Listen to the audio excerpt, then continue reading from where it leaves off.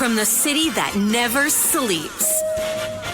17 miles from Madison Square Garden, New York City. It's America at Night with Rich Valdés, America's favorite late-night talk program, featuring interesting guests from around the world and calls from across America. And now, here is your host, Rich Valdés.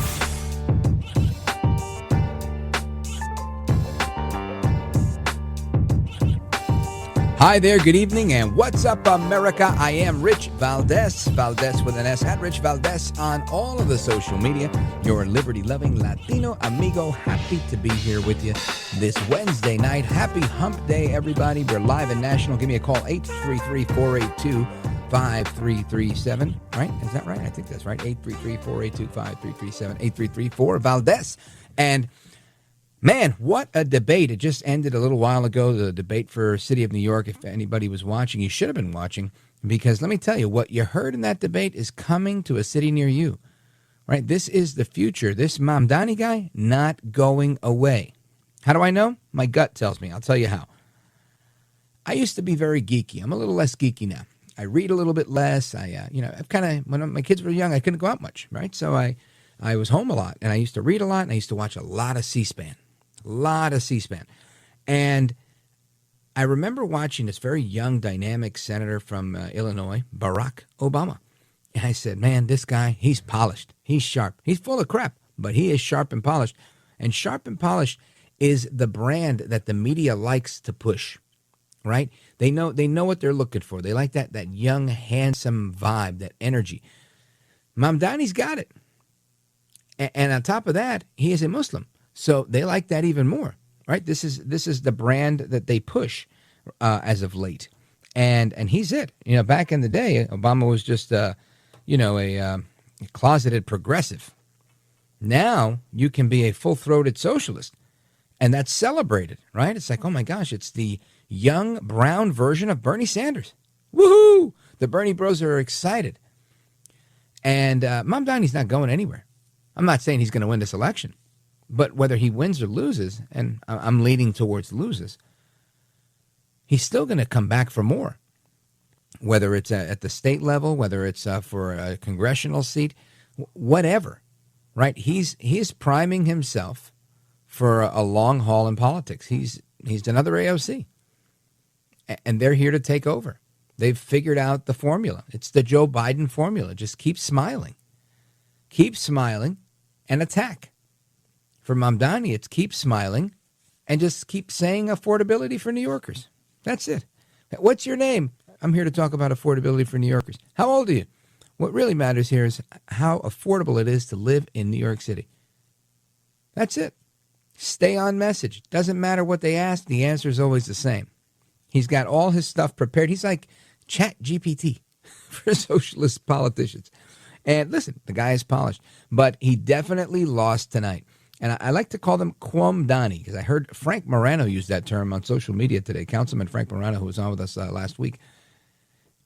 I believe he's coined this term, Quamdani. And that is the fact that these guys, there's no daylight in between the two, except for one was born in Queens and one was born in Uganda. That's it. People seem to think that there's a world of difference between these two guys. All right, Cuomo has 13 sexual harassment allegations and Mamdani doesn't have any. But outside of these minimal differences, one's a Catholic, one is a Muslim, one is born in Queens, and one is born in Uganda. On policy and what they can do and how they'll govern, zero daylight between the two. Both for sanctuary city, both for no cash bail. They both want to keep the age of charging all these teenagers that are going out wilding on people, right? Robbing people. The 14-year-olds, 15, the gangs are now using 12-year-olds, 11-year-olds, 13, 14 to do the dirty work.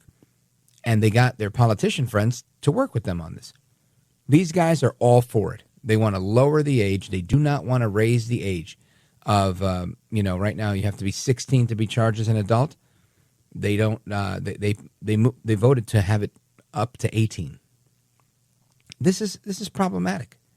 When you have a bunch of people that you know are committing adult crimes, homicides, I don't care how old you are. If you kill someone when you're 16 or 14 or 15, does that make it any less of a homicide? So I don't think that they should be tried in family court. One of the standout moments in the debate tonight between Andrew Cuomo, the former governor of New York, Zohran Mamdani, assemblyman in Queens, and Curtis Sliwa, founder of the Guardian Angels, in my opinion, Cuomo and Mamdani blew it tonight. They blew it. Curtis, again, poised, calm, collected, had the answers, wasn't caught off guard. This canned response that Cuomo had every time he was asked about anything, about his sexual harassment stuff and the tens of millions of dollars of taxpayer funds that went to resolving that issue, it was largely inaccurate. He just keeps saying, they dropped me from the case, they dropped me from the case. He doesn't mention how he went after the people. In fact, at one very poignant moment, Mamdani put him on blast, and he said, hey, one of the women that you sexually assaulted is here in the audience. What do you have to say to her? Cuomo wouldn't say anything. Instead, he turned to Mamdani. He was caught like a deer in headlights. Then there was another moment where Mamdani was caught like a deer in headlights when he was asked, after you vote for yourself and you turn the ballot over and you vote for the ballot questions that are, the initiatives that are on the ballot, where do you stand on those? He said he hasn't formulated an opinion yet. He hasn't taken a position on those issues. He's running for mayor. How do you run for mayor and not have a position on the issues that are on the ballot where you're running for mayor, where you expect people to check off a ballot for you, but you won't tell them how you're going to vote on those ballot initiatives? Talk about shady. This man's not ready for prime time. When they talk about his inexperience, they're right. Zohran Mamdani is a political neophyte that has one intention, and that is to usher in this new wave, this neo-socialism. That's it. That's his goal. Free, free, free. Let's break everything, and we're going to make them. Let me tell you, guaranteed New York City is going to be affordable. Nobody's going to want to live there. It's going to be the biggest ghetto you could find. Right now, I went to dinner on 2nd Avenue on Saturday, and guess what? Storefront after storefront after storefront empty. So when you talk about who won this debate, hands down, in my opinion, Curtis Sliwa. Poised, polished, not like the other two. Between their bickering and getting caught like a deer in headlights, it was a clown show, and Curtis was totally the adult in the room. Anyway, I want to bring in a famous artist. You may have heard of him. His name is Scott LoBaido out of New York City, and he's a political activist. He's a force to be reckoned with online, and he's coming up next. Don't go anywhere. This is America at Night with Rich Valdés.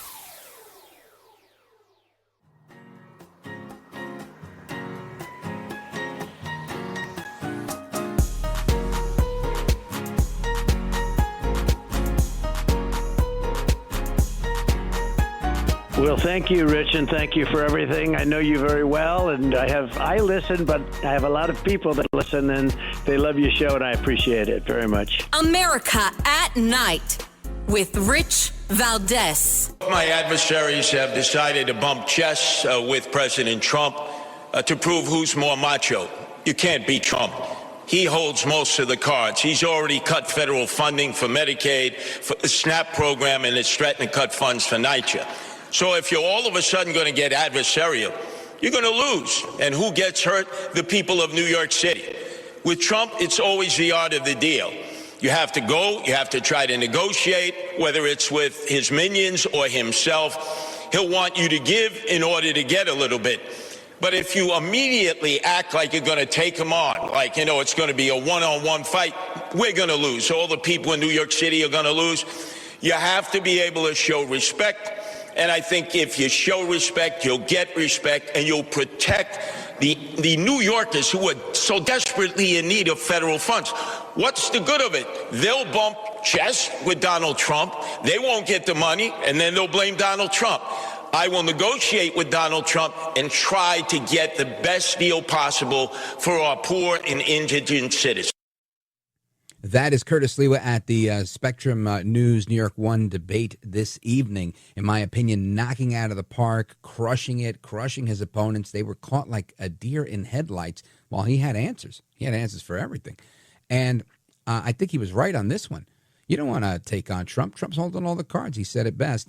I want to bring in our guest, Scott LoBaido. He's an artist. He's a political activist. He's out of Staten Island. He's a terrific guy, and he's with us now. Scott LoBaido, welcome. Hey, how are you, my good friend? Good, good. I want to get your take on the debate. I know there was a lot of interesting moments. I feel, across the board, it seemed to me Andrew Cuomo was a little bit more confident this evening, even though he still didn't have a lot of substance.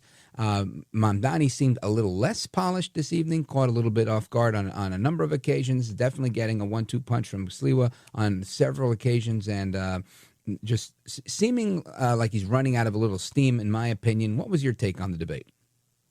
Look, Ma'am Dandy is what I call him because I know he despises having his name pronounced incorrectly.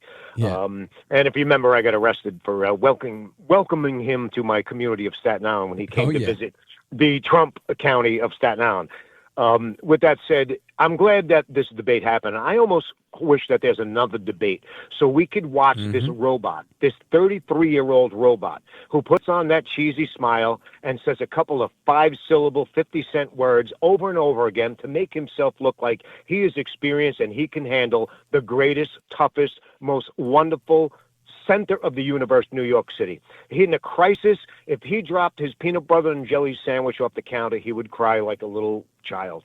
There's no way. And to watch Mr. Cuomo stutter and do the same exact thing, repeat words and statements that he is familiar with because of his many years as a horrible politician.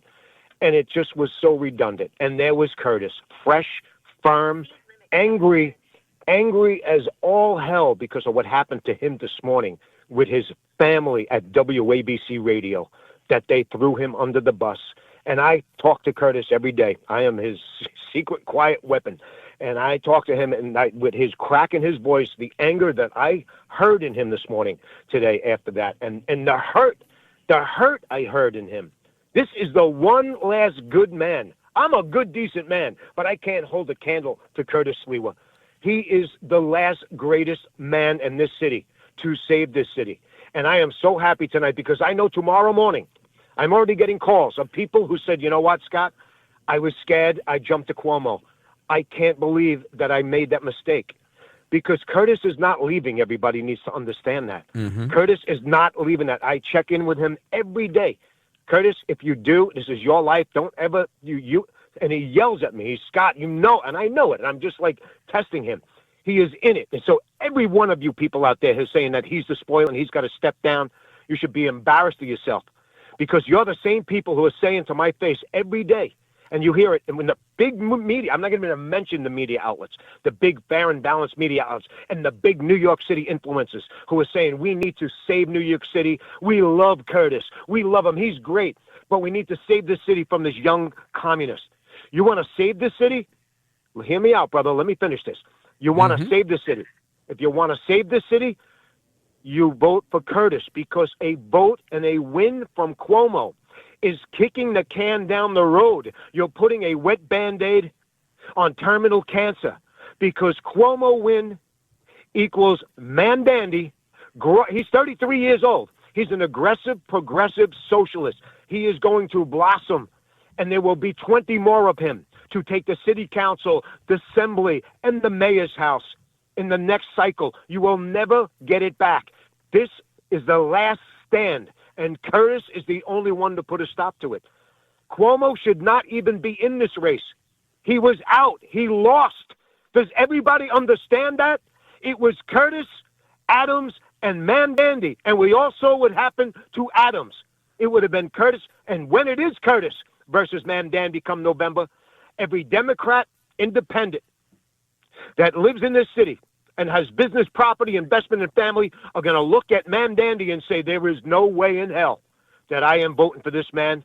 And even if it's reluctantly, they are going to vote for Curtis, just like they did in 93 with Giuliani. That's exactly what happened. So all of this negative losing energy, starting right now, has to form and move over and get on the SS Curtis Sliwa. Amen to that. Amigos, we're on with Scott LoBaido. He's an artist and an activist, a creative patriot that is supporting Curtis Sliwa. He was very active in the campaign to reelect President Trump. And, Scott LoBaido, you put it so well and so calmly, and I appreciate that. But I've got to tell you, I don't know. well, I think you have been. I think you've been very effective. And I feel that the issue here, forget Curtis Sliwa.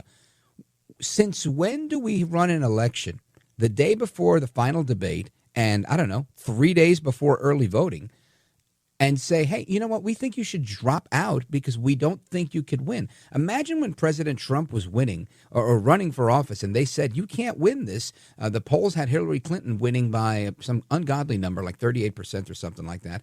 And imagine if somebody would have called, and I'm sure some did, but imagine if there was an actual serious call by Republicans to say, you should get out of the race. What do you think Trump would have said? Bingo, man. You nailed it. You nailed it. And the other issue is the numbers, the charts, and the polls. And I know polls do work a lot, but this isn't a little town in Wyoming. This is New York City. New York City is unorthodox. It's chaotic. It's a cluster of insanity. That's the beauty of it. This is the capital of the world. I'm here for 4 generations. I wouldn't want it any other way. Polls don't work properly here. And let me tell you one other thing I'm going to ask you, my friend, as I asked so many people today on all my social media and call people. When was the last time, or have you ever, or do you have proof of being polled? Yeah, what, this is a great point. I mentioned this on the radio about a week ago. I've been observing politics for 20 years, and for the first time last year was the first time I got a text message saying, would you like to be in a poll? Nobody ever called me. Nobody ever emailed me. Nobody ever texted me up until recently. And I found that to be remarkable. And just like you, I can't put faith in polling. There's some pollsters that I think are solid pollsters. But outside of that, these people are making it up, I feel. And this is a whole different ball game. This is actually the end of the city. This election is the end of the city. If this little 33-year-old boogeyman, this boogeyman is nothing. He was created.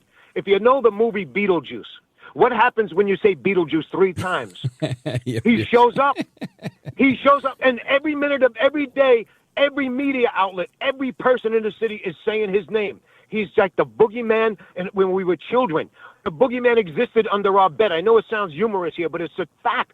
Yeah. The boogeyman lived in the attic and under our bed because we spoke about him.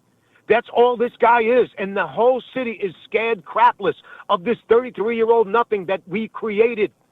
He's nothing. You witness tonight. He is nothing. Curtis will wipe the floor with him when it winds up being Curtis versus Mamdani. And the hell with you people saying that Curtis Sliwa, the one man, the one and only man who could save this city, to step down after 50 years of solid service. You insult his integrity. You insult his battle, his fight as a real man, not about money. That guy doesn't have a skeleton in his closet. That guy Curtis Sliwa probably doesn't even fart. As funny as that, he's the greatest guy in the world to save this city. So everybody's saying, well, we got to save the city. Well, here it is right in front of your face. Now, Scott LoBaido, stick with me for a couple more minutes. I want to get some final thoughts on you. Amigos, we're coming back with Scott LoBaido from Staten Island, New York. He was at the debate. He's rooting for Curtis Sliwa, as am I. We're coming right back. Don't go anywhere. I'm Rich Valdés.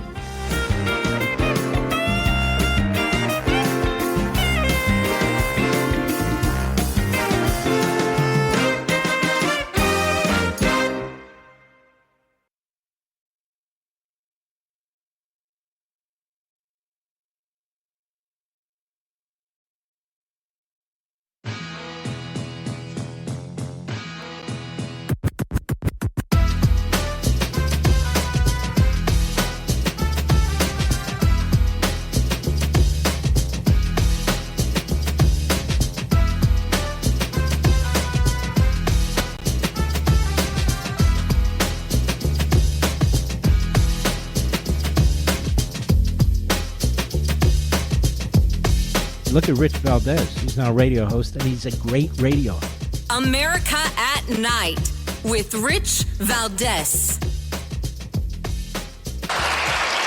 We first just heard from the Republican candidate for mayor, and then we heard from Donald Trump's puppet himself, Andrew Cuomo. You could turn on TV any day of the week, and you will hear Donald Trump share that his pick for mayor is Andrew Cuomo. And he wants Andrew Cuomo to be the mayor, not because it will be good for New Yorkers, but because it will be good for him. Look, Donald Trump ran on 3 promises. He ran on creating the single largest deportation force in American history. He ran on going after his political enemies, and he ran on lowering the cost of living. If he wants to talk to me about the 3rd piece of that agenda, I will always be ready and willing. But if he wants to talk about how to pursue the 1st and 2nd piece of that agenda at the expense of New Yorkers, I will fight him every single step of the way. Okay. Short rebuttal from Mr. Cuomo. That's not what Donald Trump said. Donald Trump does an analysis of the race. Donald Trump, I believe, wants Mondami. That is his dream, because he will use him politically all across the country, and he will take over New York City. Make no mistake. It will be President Trump and Mayor Trump, and he will come in and take over the city. I have no doubt. All he said was, his analysis is after the polls, it's a tough choice between a Democrat and a communist. And he considers Mondami a communist. He happens to be a socialist. But between a communist and a Democrat, it's a tough choice for him. Okay. That is Andrew Cuomo and Zoran Mondami going at it, seemingly as if they were both running against Trump. They were bickering all night like clowns, like little kids. Meanwhile, the only adult in the room, Curtis Sliwa, to me had the most sound advice: work with the administration to get things done. I want to bring in our guest, Scott LoBaido from New York City. He's a great artist. You got to see some of the stuff he's done. And Scott LoBaido, let's get your reaction to that clip. Well, I'm glad you brought it up with the Donald Trump conversation. Is that that's clear? Yeah. Okay. Well, I'm glad you brought that up, because I'm getting a lot of heat from some of these MAGA folks. Our MAGA friends. Yeah, I've been doing this for 40 years. I invented MAGA. I was the only artist in New York City as a conservative, American valued, pro-American, fighting, getting arrested, using my artwork, but nobody else was doing that. So I was MAGA way before MAGA. So anybody that questions my loyalty to Donald Trump, I've spent 12 years. I have stitches to prove it, getting beat up by people that hated Trump because I'm out there with my artwork in the streets, you name it. And I will take a bullet for Donald Trump literally tomorrow. With that said, I said that Donald Trump should actually stay out of this race. Now, that doesn't mean that I don't respect his opinion on this as the president and as a New Yorker. But the issue is, sadly, emphasizing sadly, everyone in this city loved Donald Trump until he became president. And now they despise him. So Donald Trump's blessing or an endorsement on Curtis or anybody, he proved that when he got close to Adams and patted him on the back. Remember? His polls dropped, and he's not even in the race now. So anybody that says that, and he even said it recently, Donald, I know he has issues with Curtis or whatever. He just said it yesterday. Whatever he's saying about Curtis or Cuomo, maybe he should do it, or maybe he actually said, maybe I should stay out of this. This was just yesterday or today. Yeah, I'm not wrong. So yeah, he said, I'm not getting involved, but he gave an opinion. Exactly. Right. Yes, and that's beautiful. This is the greatest president since George Washington, okay? And he knows that it is a dangerous situation going on right now. We cannot afford to have this 33-year-old communist, socialist, nothing become, but Cuomo is no better, as I said earlier. And I would like to make a plea, if I may, right now. Because if you know me, and everybody knows me, I got a lot of heat because I give tough love. I use my words just as colorful as I use the paints on my canvas. And I get a lot of heat for that, but I don't care. I'm a passionate individual. I'm Italian. I'm a New Yorker, 4 generations. I have no apologies. But I'm going to be polite right now and beg and plead to the people of this city and the local GOP politicians throughout this city who are sitting quietly on the fence. Oh, we support Curtis, but you don't. People need to see your face and your aggression. And I want that to start tomorrow, because tonight Curtis proved that he is fit to save this city once and for all.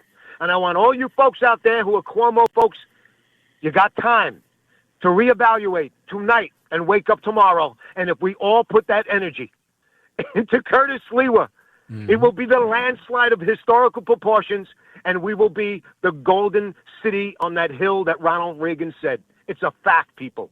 So get on board the SS Curtis Sliwa. Outstanding. Scott LoBaido, let everybody know how they can follow you, how they can find you, how they can support your artwork and everything else you're doing. Well, I rant every single day on my Instagram, X, and Facebook, and that's where people follow me. And I'm speaking about this every minute of the day, folks.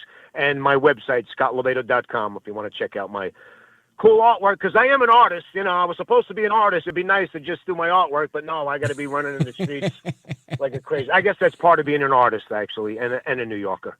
Amen to that. Folks, Scott LoBaido, check him out at scottlobaido.com. Follow him on all the social media. Scott LoBaido, I appreciate your analysis. Listen, I'm with you. I believe that Curtis is not out of the race by any means. Not that he's dropping out. I don't even think he's out of the race. I see momentum everywhere I turn.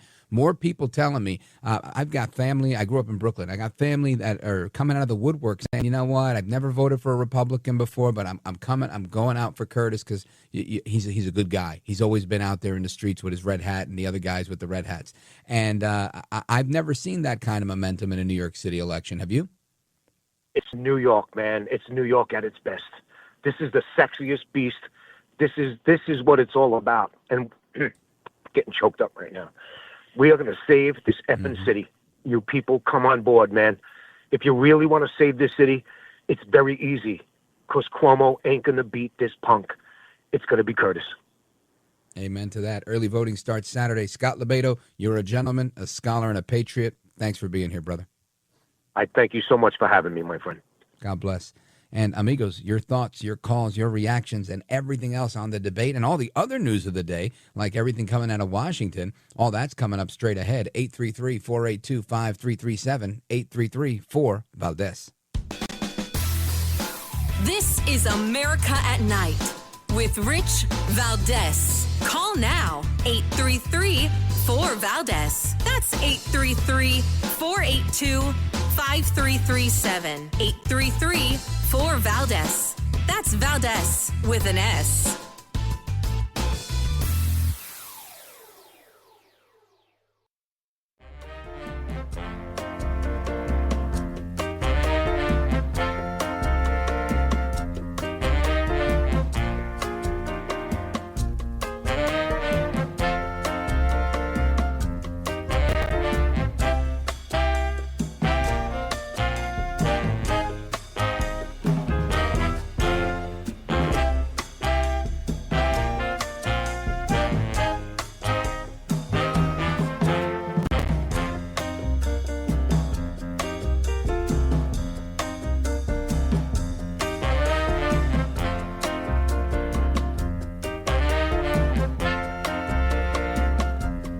You have given us the voice of hope. You give us hope, and we thank you so much for that. You make things seem brighter. America at Night with Rich Valdés. All right, amigos, welcome back. Open Phone America. I want to hear from you all, the American people, your thoughts, reactions on everything that's going on in the news tonight. Let's see, we have some New York calls that I want to make sure we get to before we move on to a different topic. Let's go to Jane, calling us from Saratoga, New York, WGDJ. Hey. Jane, go right ahead. Hey, Rich.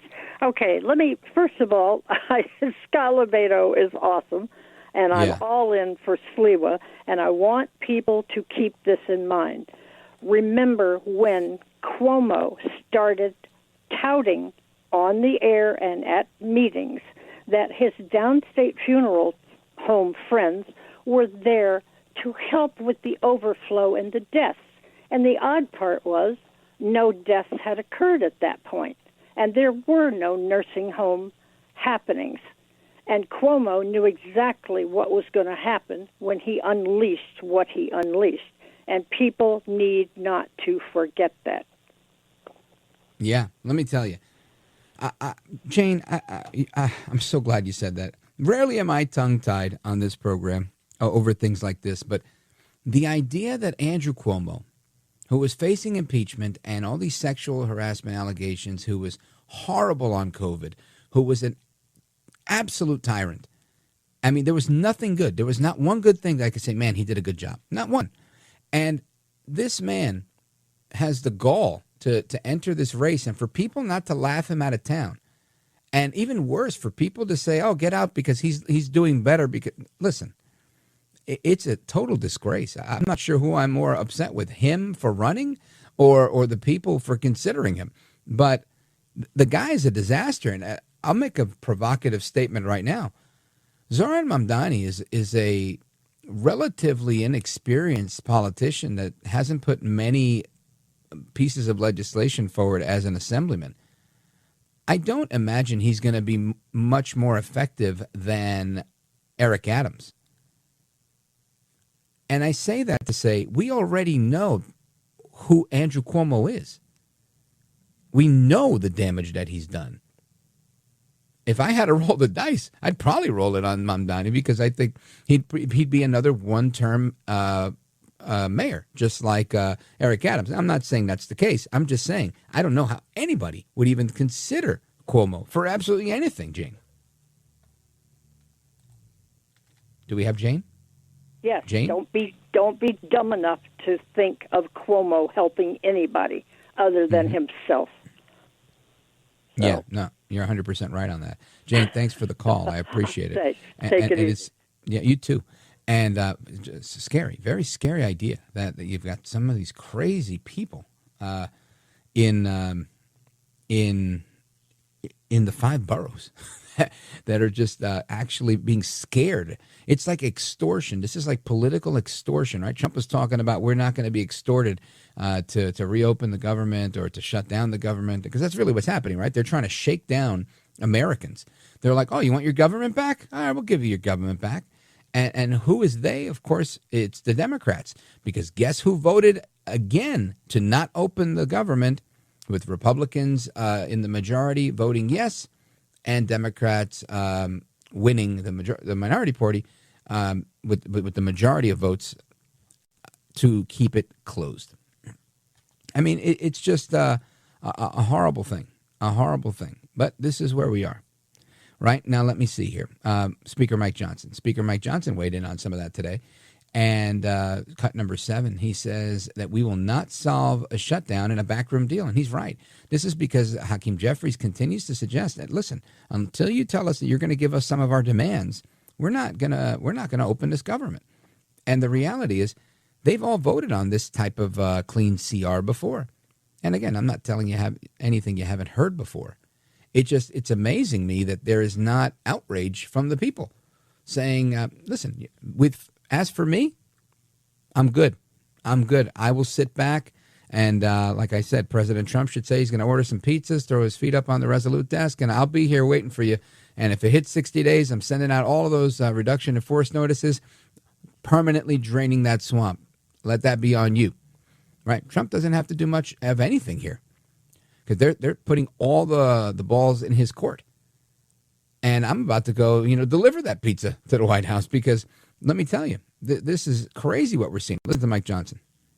So Republicans cannot and will not solve it in a backroom deal. Chuck Schumer has been suggesting that 4 leaders should go into a smoke-filled back room like they used to do in the old days and create this solution. It's not a possible thing to do.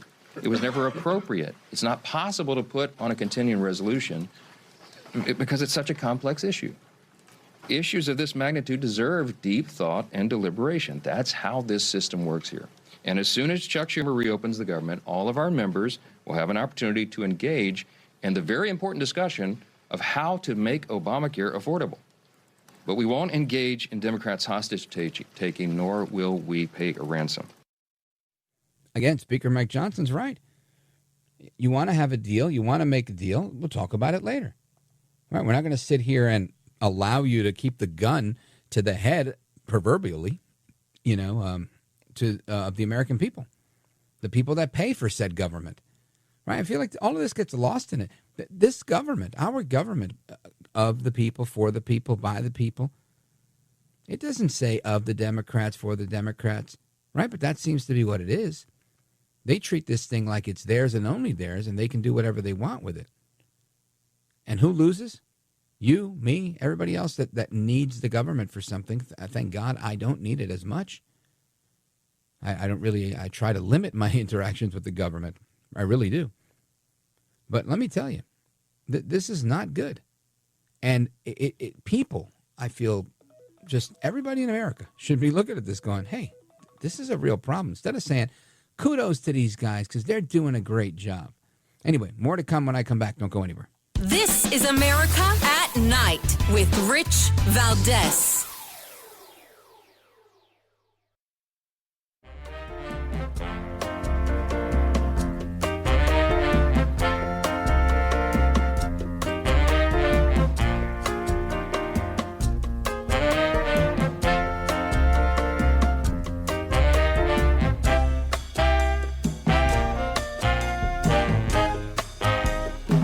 Thanks for what you do. You have so many people. You ask the questions that if a viewer had a microphone, they would ask that question, and you seem to always ask it right at the right time. So God bless you, my friend. America at Night with Rich Valdés. In the Ukraine, when we reconstructed his nose, it had been taken off by shrapnel. We used principles of reconstructive surgery, very ancient principles actually, and also we use principles that are applicable more to cosmetic surgery. What were the patients like there? You just heard Dr. Mark Giddos saying they use some primitive techniques, but they also use some state-of-the-art cutting-edge techniques.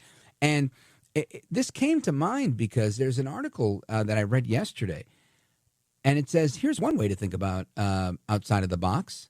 It's to use Botox, right, which is the brand name for a purified form of botulinum toxin A, which is a protein that temporarily paralyzes muscles by blocking nerve signals that cause them to contract. That's why people use it on their foreheads and all that stuff. Now, these injections are used for everything to smooth wrinkles to easing, believe it or not, chronic migraines, and some people use it to relax overactive bladder muscles. Well, now Northwestern Medicine and Ukrainian physicians have identified another potential use for Botox, which is relieving devastating phantom limb pain in Ukrainian war amputees. How about that? Right? Here's a quote. This is such an interesting idea to me from Dr. Roman Smolinets, Smolynets. Anyway, our results show that botulinum toxin could be a powerful short-term tool for treating post-amputation pain when alongside comprehensive medical and surgical care.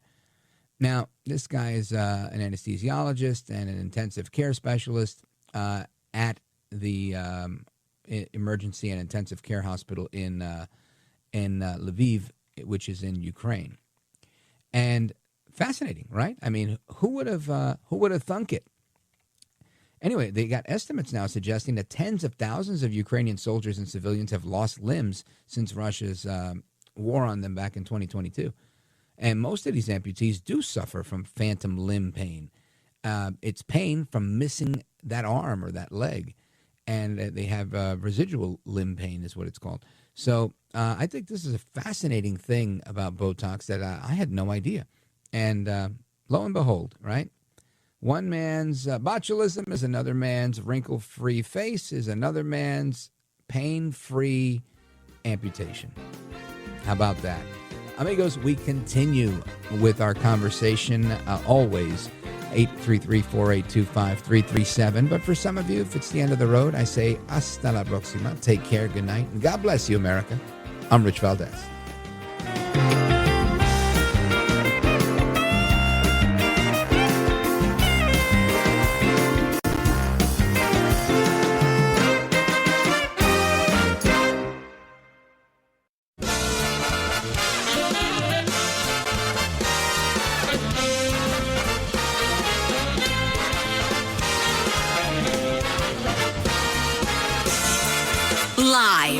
From the city that never sleeps.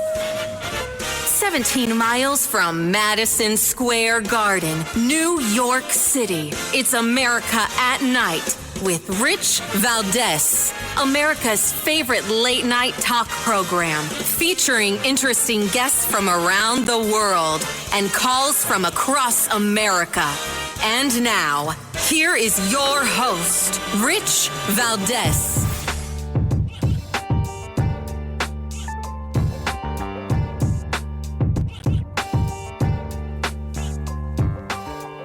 Hi there, good evening, and what's up, America? I am Rich Valdés, Valdés with an S, at Rich Valdés on all of the social media. Welcome to the Wednesday night edition of the program. We are live and national. Happy to be here. If you want to join us on our late night national town hall conversation, give me a call. Let's see, what's the number? 833-4-Valdés, 833-482-5337. And the shutdown continues. Democrats voting, I think, now for the 12th time today to keep the government closed. Now, Hakeem Jeffries, he said at a press conference today that President Trump's behavior is unpresidential, un-American, and unhinged. Unhinged, can you believe that? Listen to this.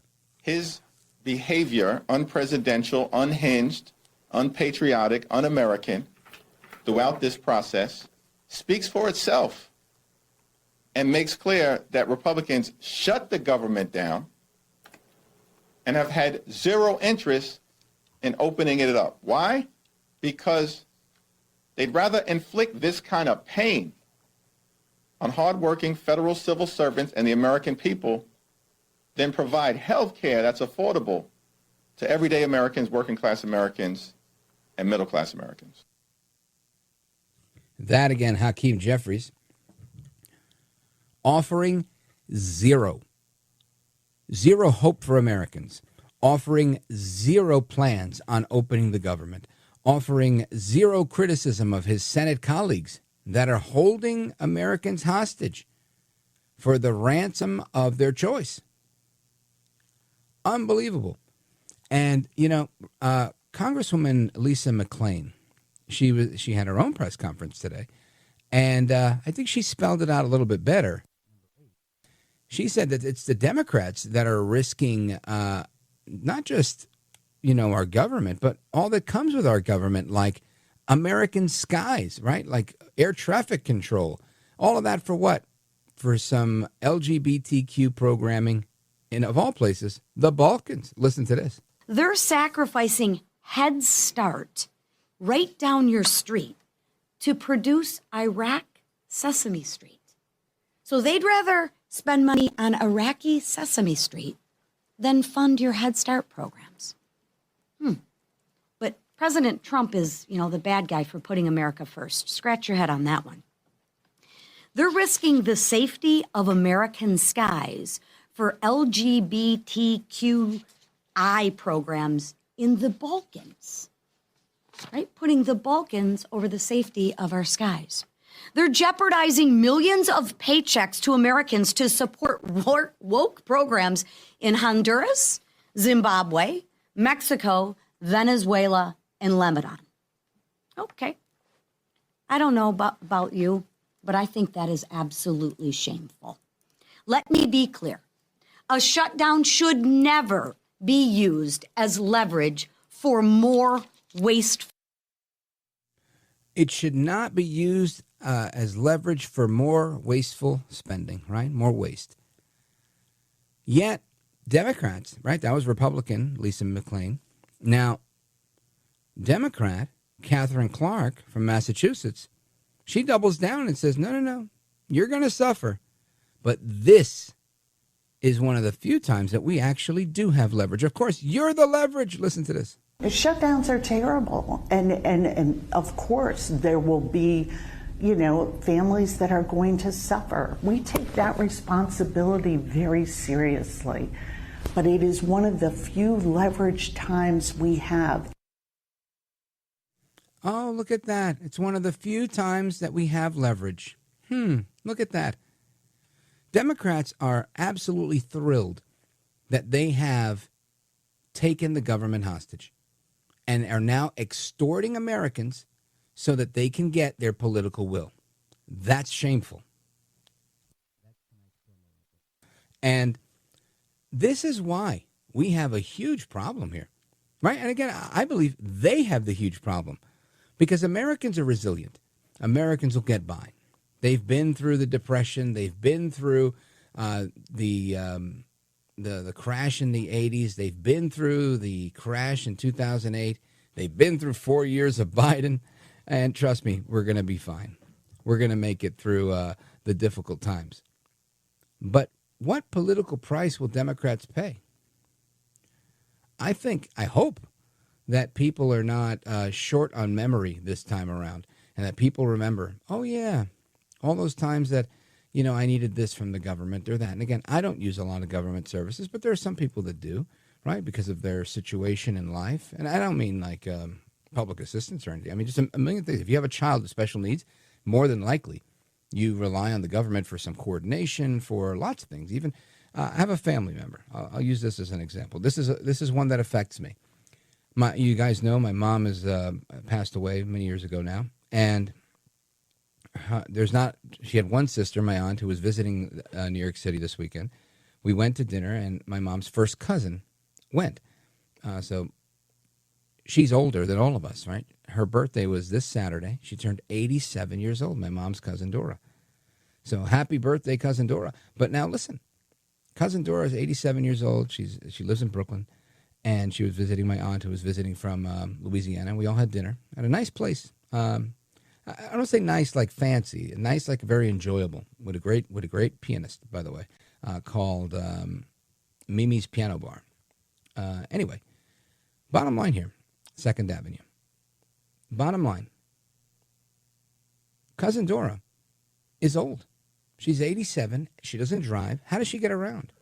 She gets around through something called Access-A-Ride, right? Now, this is a city service, but more than likely, many city services that are like that for the elderly, for the infirmed, etc., they at some point rely on federal block grants. More than likely. Many of these programs do. And when you don't have the ability to move these things around, that could be impacted. And I would hate to see cousin Dora at 87 years old not be able to get an Access-A-Ride, right? Now, thankfully, she's a woman of some means, so maybe she can move around in Uber, right? But that's not the point. The point is you want people who have that need to be able to use these services, especially someone that's 87 years old. I'm not cheering on the government being closed to be punitive, to punish people like cousin Dora. No. I'm doing it because I want to make the point to many people, including cousin Dora, that there's so much of our government that is not necessary, that is not essential. And that's why programs like hers likely wouldn't get affected that way, right? This is why we still have air traffic controllers showing up to work, right? This is why we have the United States military showing up to work. But let's be clear here. By no means is this good for Democrats, right? Democrats, I think, are playing with political fire here. I really do. I think they're holding out for something, and I think their instinct is wrong on it. Not to mention, they've been cooking the books for the last couple of years. And I want to get to that. I want to get to a couple of things, right? Because there's a few things on my radar here that I want to talk about, not the least of which is the student loan forgiveness plan that the Trump administration agreed to on Friday. I want to talk about how that affects our economy. I also want to talk about jobs, the latest on all the economic indicators. And we're going to do that with our good friend E.J. Antoni, our resident economist here on the show. He's scheduled to be with us in a little bit. So keep it locked right here. And your phone calls, 833-4-VALDEZ. This is America at Night with Rich Valdés.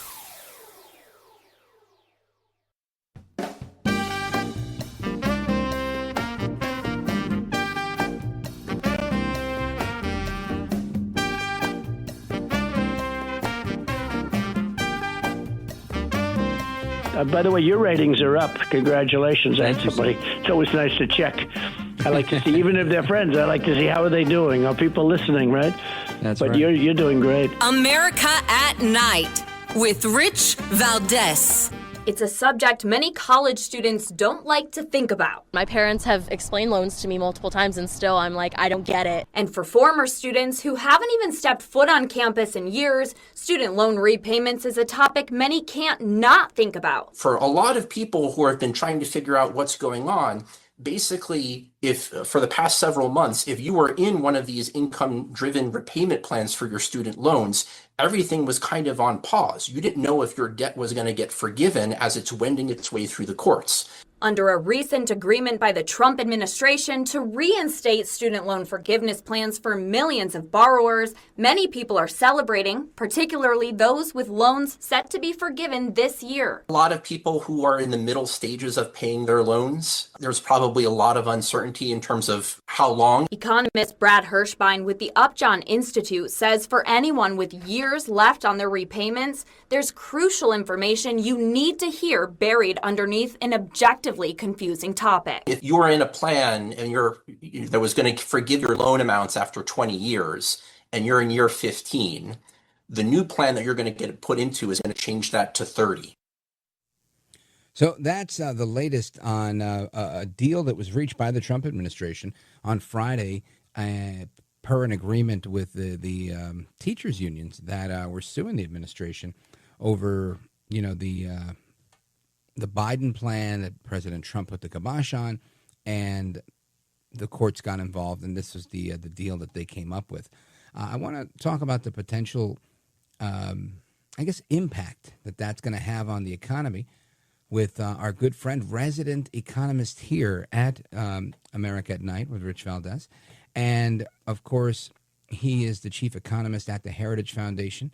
He's also was the nominee for the Commissioner of Bureau of Labor Statistics in the Trump administration. E.J. Antoni, welcome back, brother. Hey, Rich, thank you so much for having me again. It is great to be back. Amen to that. I love that. We missed you around here. And I want to get your perspective on this because I think that, the report I heard said 2 million, but I read that this ultimately will affect 55 million people that may get forgiveness under this deal. And I'm wondering what this is going to cost the government, and is it more like a drop in the bucket, or is this like a major issue? So believe it or not, I know when we hear 55 million, it sounds really big, but you got to think of this, Rich, in the same way when a company offers, different like rebates or gift cards or incentive programs that virtually no one actually takes advantage of, right? When a company sends out an email, for example, with the survey, and they say, hey, if you do this survey, we'll send you a $10 gift card or whatever, or, a coupon that you can use on your next visit on our site. It's a very, very small percentage, usually just single digits, of people who actually fill those things out and not only then get the reward, but then actually go to the website and spend it. So unlike the kinds of student loan forgiveness that we saw under the Biden program that would have been very far reaching and people didn't even have to apply for, you just got enrolled in these things automatically. This is talking about essentially a very small group of people. Yes, technically, 55 million people could be eligible, but that's assuming they all choose eligible careers, that they all spend enough time in those careers to continue qualifying for forgiveness. There are so many qualifiers, in fact, that it's going to be a very small percentage of these folks that actually get anything in terms of the taxpayer bailout. And on top of that, Rich, a big reason why I think the administration did this is because it likely would not have held up in court if they tried to eliminate all of these options for everybody, because so many of these students borrowed under an agreement that they would eventually get some kind of forgiveness in the future. And legally, and I think ethically, you just can't pull the rug out from some of those folks like that. Yeah, that makes sense. And, I just want to echo a little bit of what you said, or at least, co-sign it. I do qualify for public service loan forgiveness because I spent some time in state government and I spent even more time working in higher ed, and both of those were qualifying positions for that. And I can tell you that I tried once to fill out the forms for that, and I couldn't figure it out. It was really, really hard. and I know that sounds like a cheap excuse because it's, tens of thousands of dollars of debt. But, I really tried. And they sent me the runaround, and I went here, and I went there, and I did this, and I did that. So, I can, living proof that I can tell you, it was very difficult. And that was the old system, years ago. Not that many years ago, but some years ago. And I found it difficult. So I think what you're saying is true, that very few people are actually going to qualify for that rebate. It's not like the one you get when you buy tires that, sometimes they're challenging, but sometimes they're easy. Like send a copy of your receipt, send it here, and boom, you're in. I don't think it's going to be that easy. Now, if let's just do like worst case scenario, if 55 million people were to get this, what does the estimate look like of what the government would be forgiving? And again, how much, I guess it's a two-part question. One is, how much is the potential for it? And part B is, how much do they expect to actually get, right? Because I would assume that there is a presumption that some of this stuff never gets paid back. Right. Well, Rich, again, if we look at like the actual things you have to do to qualify here, I mean, in some cases, people are going to have to spend 2 or 3 decades in certain types of jobs or in certain types of careers before they actually get any forgiveness. And along, basically all along that time, they'll have to be making some kind of payment anyway. So by the time you actually get to the end of the road there, again, and it's a lot of assumptions here before anybody gets any actual forgiveness. But even if the amount you're forgiving might be minuscule. Exactly. It's exactly what I'm getting at. And the other thing too, Rich, is that it's not as if all of your debt can automatically get forgiven. A lot of the student loan debt that people are taking out today, and this is where that 50-something million number is really misleading, in my opinion. You're talking about people who, in a lot of cases, they didn't just take out loans under federal programs. They went to private borrowers. Well, guess what? Yeah, like Sally Mae and whatnot. The private borrowers are going to allow you to borrow way more than the federal government does. Ironically, they're more irresponsible than the federal government is, and that's a shocker. But whatever the case, but again, by the time you get to those 20 or 30 years, the minimum payments in many cases will mean that you have paid down all of your federal debt, and so the only debt you have left at that point is the private lender debt, and that's not eligible for forgiveness anyway. So, I really think a lot of these estimates are just getting blown wildly out of proportion. And it is difficult to come up with a number, I agree. But even in a worst case scenario, you're talking about spreading out this so-called forgiveness over many, many decades. And again, it's a pretty minimal number of borrowers that are going to actually qualify for this type of forgiveness. Amigos, we are on with Dr. E.J. Antoni, Chief Economist at the Heritage Foundation. Of course, he's our resident economist here on our program, Rich Valdés, America at Night. And when we come back, we're going to talk a little bit about the jobs reports we've talked about in the past. We're going to talk about overall economic health of the country and E.J. Antoni's thoughts on where we're headed. So, amigos, stick with me. We're coming right back. It's me, Rich Valdés, and our guest, E.J. Antoni.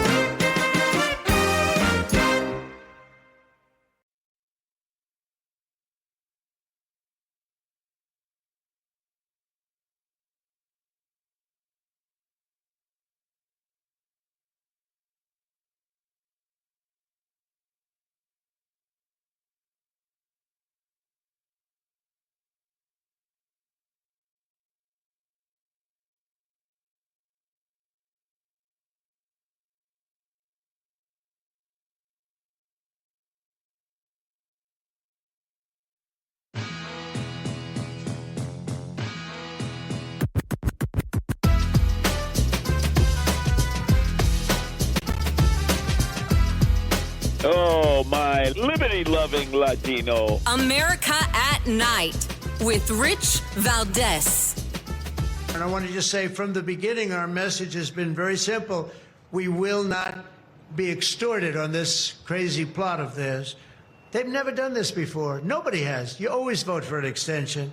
Chuck Schumer and the Senate Democrats need to vote for the clean, bipartisan CR and reopen our government. It's got to be reopened right now. We're not doing that. They are the obstructionists. And the reason they're doing it is because we're doing so well. We're doing well all over the world. We're doing well with the close to $20 trillion that I just told you about. It will be that number. But even if you take it down to over 17, That's a guarantee. We're doing well with everything. That's President Trump in the Rose Garden yesterday saying we will not be extorted on this government shutdown. And kudos to El Trompito on that. We can't allow the government to be, really, it's we the people that are getting extorted here, right? By the operatives within our government, within, in particular, the Democrat Party. But I want to say that because of this government shutdown, I don't think we've seen September jobs numbers. And CNBC has an article out saying that if we had them, they give their picture of what it would look like. I want to get some input on that from our guest, Dr. E.J. Antoni, Chief Economist at the Heritage Foundation, of course, our resident economist here on Rich Valdés, America at Night. E.J. Antoni, I want to get your take on this because I know you know this stuff really well. We've talked about it plenty on this program, and of course, you were most recently being considered by the president to run this part of the government, the BLS commissioner. So, talk to me about this not having jobs numbers, and your thoughts on what it might look like. Well, sadly, Rich, not having jobs numbers is not much better than the quality of jobs numbers that we were getting, right? I mean, how many times? How many times did we talk about this on your show for a couple of years now? Really, 2 or 3 years, I think it's been. Easy. Where we've been talking about how inaccurate these numbers are, right? And constantly and adjusting. How, exactly. So the numbers, it's bad enough if the numbers are inaccurate and then the next month you don't know, are they going to be adjusted up or are they going to be adjusted down? But the fact that they were so consistently adjusted down by such large numbers, and back in February, I think it was, when we talked about how the coming revision in September, which we just got last month, was going to be the biggest one ever. Sure enough, that's exactly what it was, a downward revision of 911,000 jobs. And so we look back at the last year of the Biden administration and we find out literally just over half of all the job growth we supposedly got in those initial estimates never even existed. So, all right, fast forward to today. Well, all of the problems, and this is why the president had asked me to clean up the place, all of the problems that existed in 2022 and then throughout the rest of the Biden administration are still there today at the agency. It hasn't been fixed. And that's why we continue to get these frankly wildly inaccurate jobs numbers. And the scary thing is it's the same agency that puts together the inflation numbers. And you and I have talked about, quite extensively on your show. Again, you've been kind enough to have me on to explain why so many of the inflation numbers under Biden were also wildly off. So, I mean, the whole thing is a real mess, and it has forced, us, whether we're talking the private sector, or even, commercially, if you're talking about investment banks, commercial banks, there's all kinds of different institutions that have had to look for alternatives when it comes to the inflation numbers, when it comes to the jobs numbers. And as a result of that, it has really tarnished the credibility, I think, of the Bureau of Labor Statistics. So, all right, with all that in mind, one of the big things I like to look at private payroll processing companies, since they obviously have their own like jobs ADP. data. Exactly, yeah. Gusto's another one. Paychex, Paychex, Sure. that's another one as well. So I like to look at those. I like to look at the 12 regional Federal Reserve banks because they all do surveys of consumers and or businesses in their respective districts. And what we find there is a really interesting story in that you're changing not so much the number of jobs, you're changing who has the jobs. You're seeing increasingly that native-born Americans are getting jobs and fewer foreign-born workers are. So even though overall job growth has slowed, as foreign-born workers have fewer jobs and as government employment goes down, that's dragging down the headline number, right? But you're still seeing some growth in the private sector, so that's good. And you're still seeing growth among native-born Americans, also good. And you're finally seeing wage growth outpace inflation, which is really good. That means that not only are people's paychecks getting bigger, but you can actually buy more with your paycheck, which is the most important part, right? So the whole labor market right now is undergoing a lot of transformations. It's not as if it's simple, and it's not as if it's just steady growth, like you put it on cruise control and you let it go. It's not set it and forget it. It's complicated. It's messy. It's a very, very dynamic market, but overall, it's definitely moving in the right direction. Oh, that's good to hear. Now, the unemployment number from, I guess, August was 4.3. The estimate from Dow Jones, based on non-farm payrolls, or at least their forecast, was 4.3, and I think they believe it's still around that area. They also forecasted 51,000 new jobs. Now, just to add to that, the Chicago Federal Reserve, like you said, the regional Federal Reserves, Austin Goolsbee, he said just Friday, so far from what we have, it continues to this point to be a pretty stable labor market. So I don't know what they have other than, I guess, their own data, because we don't have the jobs report. But what do you think of this 55,000 jobs number, or 51,000 jobs, excuse me, and this 4.3 or 4.4 number? Well, we used to think, but before the pandemic, if you got numbers in the low fours, we would basically call that full employment. In other words, all the unemployment that you have is essentially just people who are between jobs. It's not as if they're going to be out of work for a long period of time. And so that was perfectly normal. Nobody would look at that and say, oh, my goodness, we have a problem here. Now, right. Clearly, there have been some changes in the economy post-pandemic. I understand that. But 4.2 or 4.3, even 4.4 is still a good number when it comes to an unemployment rate. In terms of the overall number of jobs we're adding, again, when you're talking about losing over 100,000 people off the federal payrolls. In other words, those are federal employees that are no longer going to be working for the government. That's a pretty big drag on your monthly payroll numbers. And so with all that in mind, with that as the backdrop, these are actually decent private sector growth numbers that we're seeing right now. It stands in stark contrast to what we saw the last couple of years, of the Biden administration. I'm sorry to beat a dead horse here, Rich, because I know we've talked about this, but I think it bears repeating. You had some months where the vast majority of job growth was simply coming from government. In fact, I think it was September of last year, so shortly before the election, when we did a survey of households, not of the survey of businesses, but the survey of households, the number of respondents saying that they now had a job working with the government, if you extrapolate from that to the whole population, it was an increase of over 700,000 in a single month. Now, there's probably some statistical anomalies going on there. I don't think the government added that many people to the employment rolls in a single month, but there was definitely a huge surge, and that's just 1 month, and it was not a like a one-off, right? This was a continuation of a long-standing trend. Now, final question, just a couple more minutes, if you'll indulge me. We saw Jerome Powell, the Fed chair, bring down interest rates, which I think from much pressure, right? I think everybody was like, if you don't do this now, people were going to explode.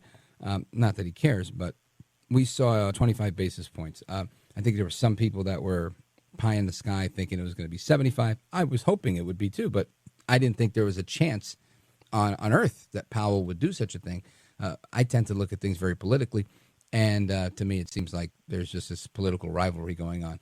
But with this drop, I haven't seen too much of a spur in the economy, at least in the housing market per se. And I know we've talked about allowing the markets to figure out themselves, and we shouldn't be so attached to that in the past.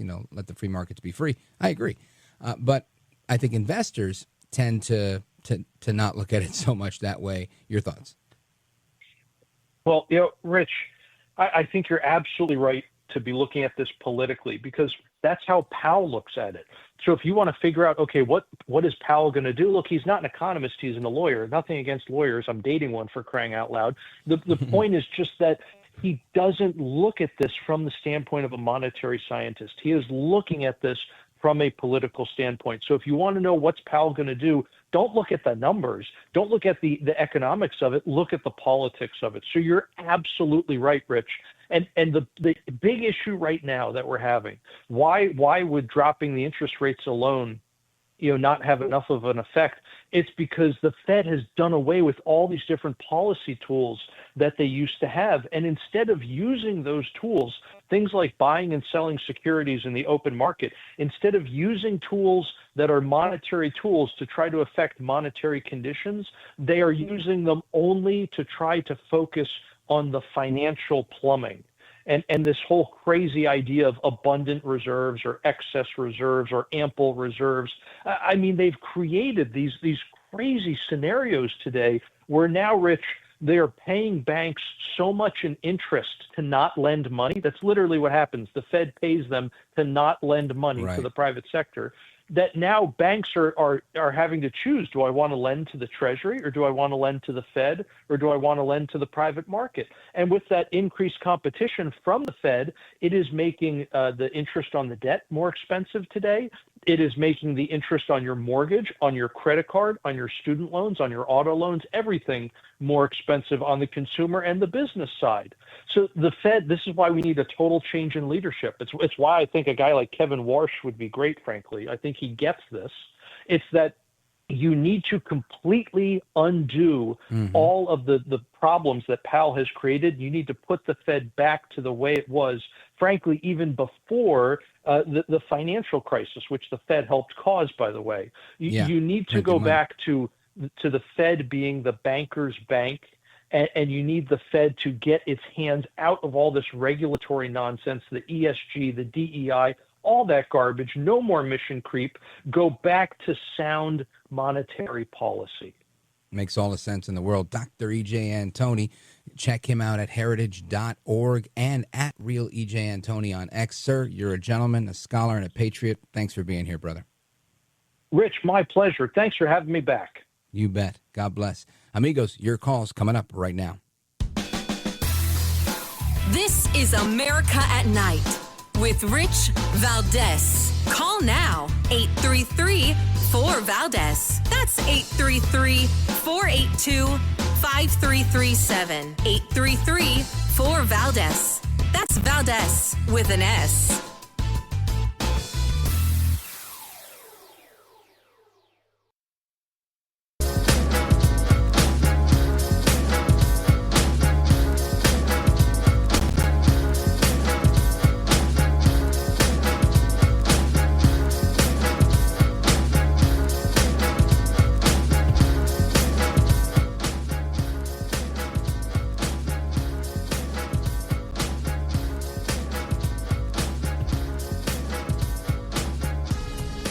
Rich Valdés, who, again, will do a fine job, and I know you'll enjoy listening to him. This is America at Night with Rich Valdés. Heard the both of them again fighting like kids in the schoolyard. Joran, your resume could fit on a cocktail napkin, and Andrew, your failures could fill a public school library in New York City. That is Curtis Sliwa in New York on one end of the country here, blasting Democrats, both for their inexperience and for their disasters. And on the other end of the country, you've got Gavin Newsom threatening to sue President Trump if he sends any federal boots on the ground into San Francisco. I want to get your thoughts, calls, and reactions, 833-4-VALDEZ. Let us go to Joe. Joe's calling us from Salem, Arkansas, KSAR. Joe, go right ahead. Thank you. Everything suggests from the news and the pundits that the fix is in for Mamdani as the mayor. However, I want to give kudos to Curtis for staying all the way to the end, win, lose, or draw. That's good. However, I haven't heard any guests or any outtakes. I didn't get to see the debates.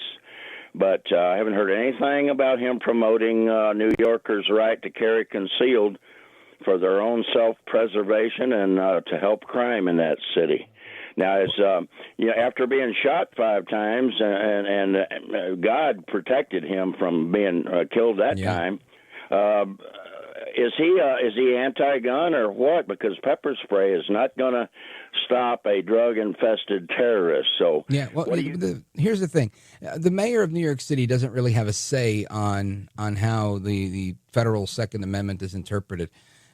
This is they make these stupid ordinances, but ultimately it's got to go up to the state Supreme Court. So and there's currently a lawsuit to make sure that everything that they did, like Letitia James and the rest of these people, Cuomo, that created all of these different areas. And yes, the mayor did chime in on some of what the city council did to say, oh, you can't, Times Square is one of those areas that'll be a gun-free zone. You're right. I haven't heard much about it. It's really on the list of the top 10 things happening in New York City. I would wish it was one of those that we'd see at the top, but lamentably it's not. But I'm curious to know myself. The next time I have him on, I'll ask him. Joe, thanks for the call. KSAR. Let's continue with our calls, and we're going to go to John. John's in Reno, Nevada, streaming us on KDKA out of San Francisco. John, go right ahead. Hey, Rich. I wanted to talk about the situation with Governor Newsom and Donald Trump.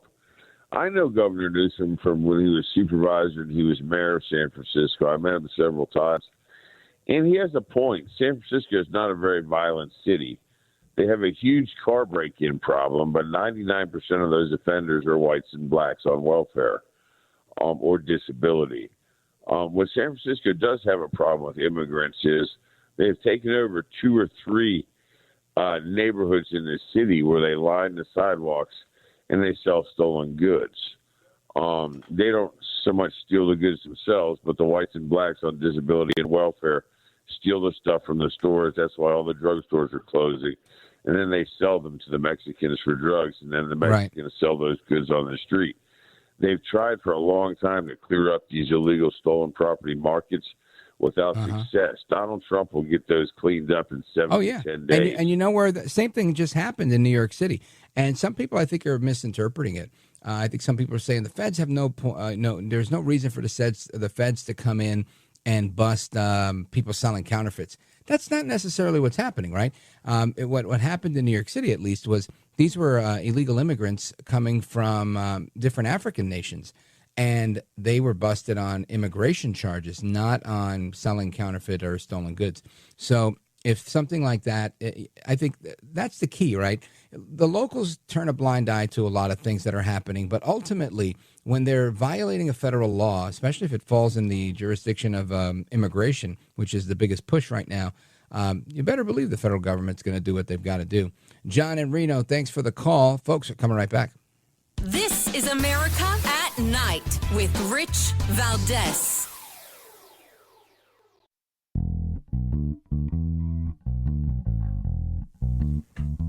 All right, amigos, welcome back. And to the phones we go. Let's go to New York. Let's check in with Megan calling us from Newburgh, WJJF. Megan, go right ahead. You're on with Rich Valdés. Hi, nice to meet you. I think you have some smart listeners, and I just wanted to call in because I feel like I'm the minority. I like Mamdani. I also like Curtis. The one thing I wanted to point out is, I thought that Cuomo got a raw deal. I felt like he was maybe not given the fairest deal. Hello? Yeah, we're running out of time. I wish you could have made your point a little quicker, Megan. But I don't know where Cuomo got the raw deal. I think he's lying in the grave that he dug for himself. Mamdani, yes, he is a disruptor. Curtis, I think he's the winner, hands down. Hope you'll call again, and thanks for listening to the show. You sound pretty smart yourself. I'm Rich Valdés.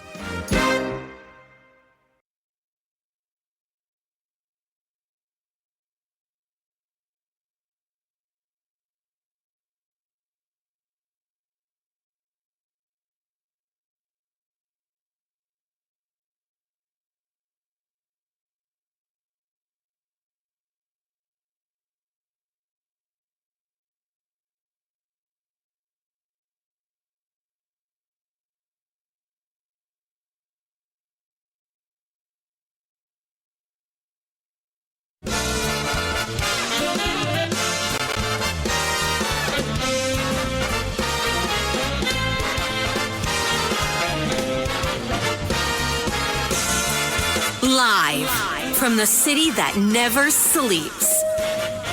17 miles from Madison Square Garden, New York City. It's America at Night with Rich Valdés, America's favorite late night talk program, featuring interesting guests from around the world and calls from across America.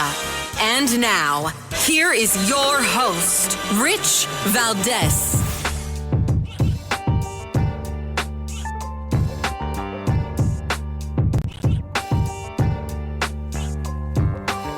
Hi there, good evening, and what's up, America? I am Rich Valdés, Valdés with an S, at Rich Valdés on all of the social media.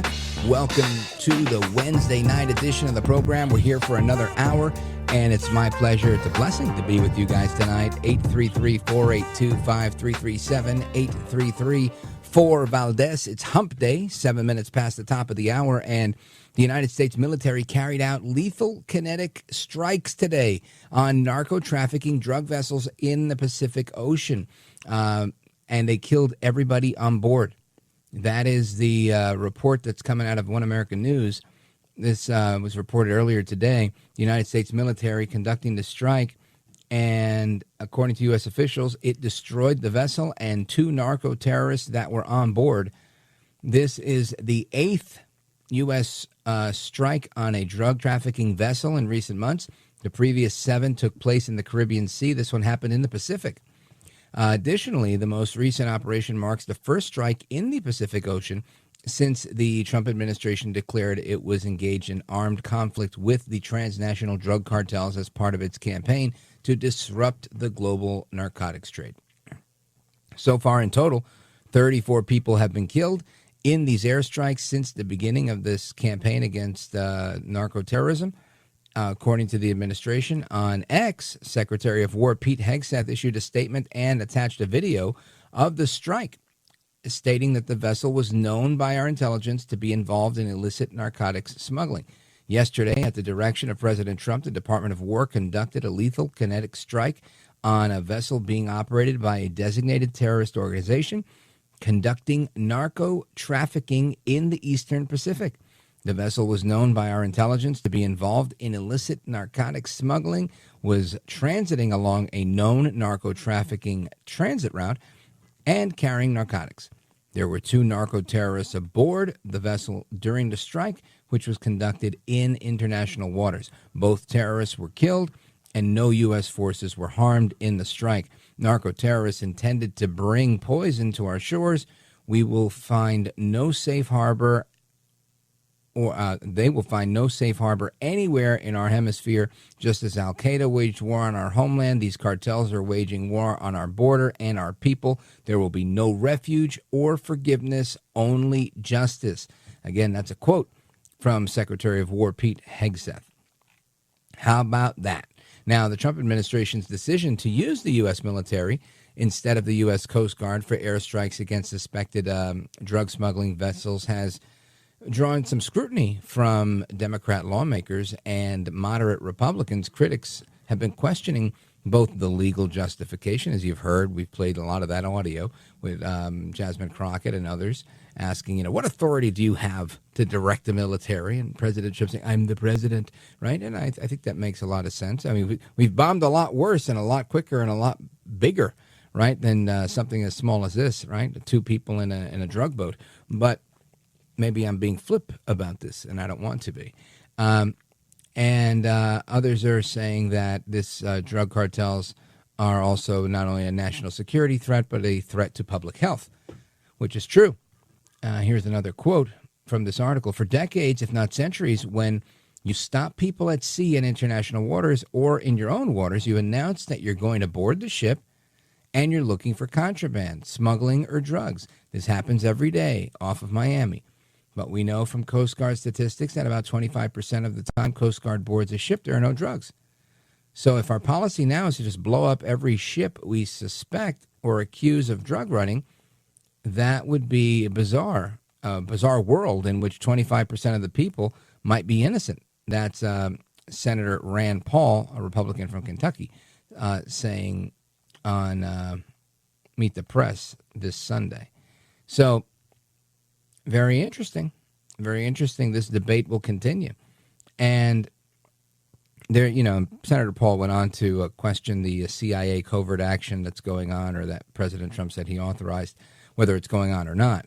Now, Senator Paul's speculation that the administration may be seeking to overthrow the Maduro regime comes amid a significant expansion of U.S. military forces in the Caribbean, including guided missile destroyers and nuclear-powered submarine F-35 fighter jets and more troops.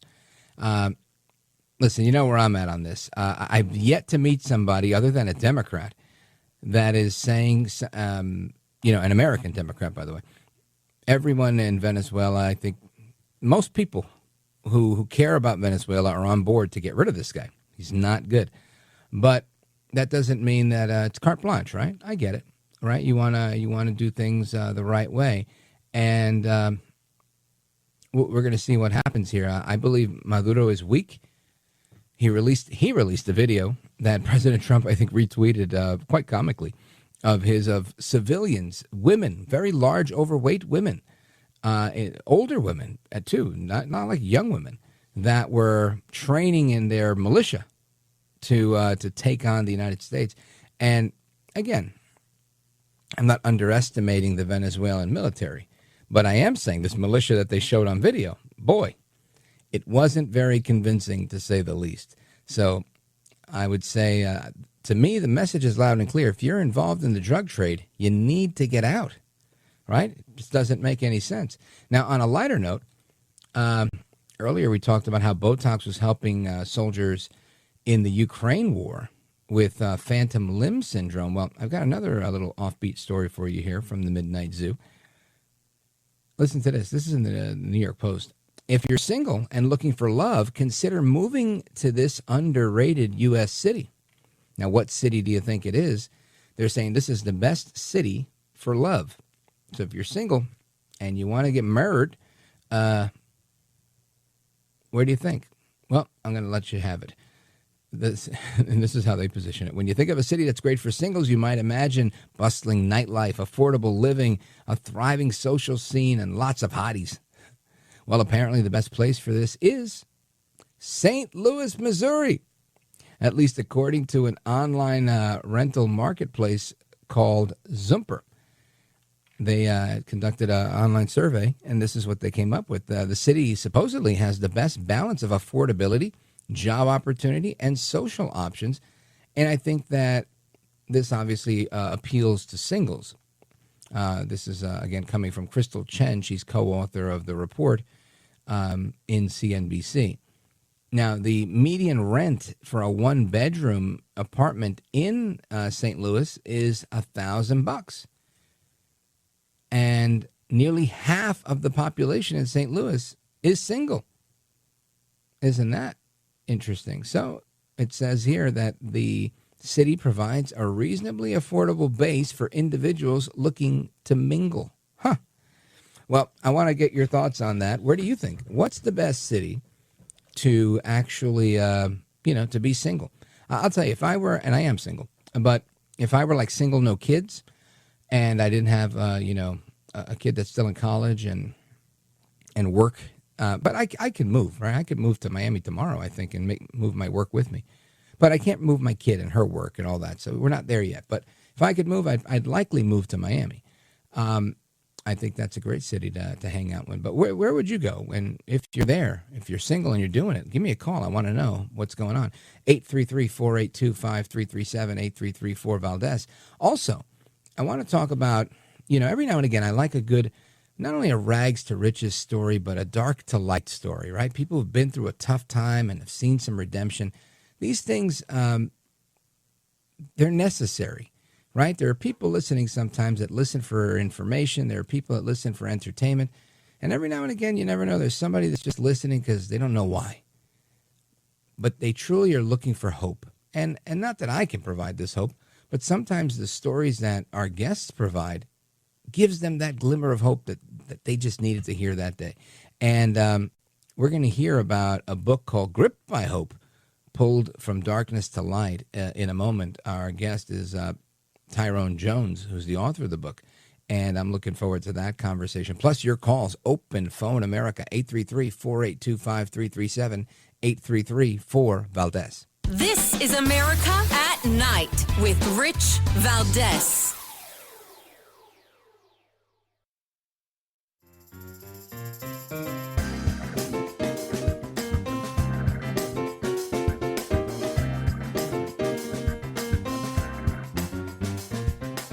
I want to listen to you, Rich, all the time. America at Night with Rich Valdés. All right, amigos, welcome back. And in the opinion of this show, Curtis Sliwa winning the final mayor's debate in New York City, giving him lots of hope moving forward with early voting starting in New York City in just a couple of days.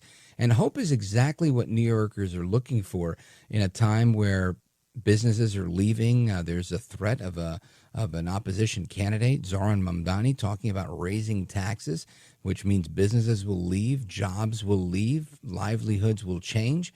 And hope is always what people are looking for. And with a message of hope, not necessarily about New York City, but about life in general, is our guest Tyrone P. Jones. He's lead pastor at Church for the City in Yuma, Arizona. And he's written a book called Gripped by Hope, Pulled from Darkness to Light. Pastor Jones, welcome.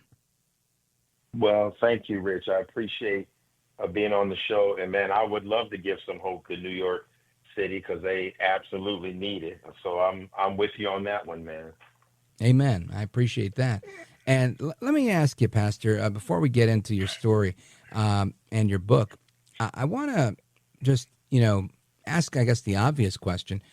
You could have written about a lot of things, and obviously, I guess, Right. when you're in the pulpit every week, you're speaking about the hope, hopefully the hope that is provided in the gospel and through salvation. Mhm. But outside of that, why this particular book and this particular story? I appreciate that question. In my lifetime, probably like a lot of folks, I've been in, situations that I didn't anticipate, I didn't expect, I certainly didn't want to be in them. And I know in those times, for me, life got dark, sometimes helpless. And I guess I could have flirted with hopeless and just gave up on life. And I just came to the conclusion that I didn't need a bunch of cliches to get through stuff. I just really needed to have something I can hold on to. And hope seemed to be the thing for me.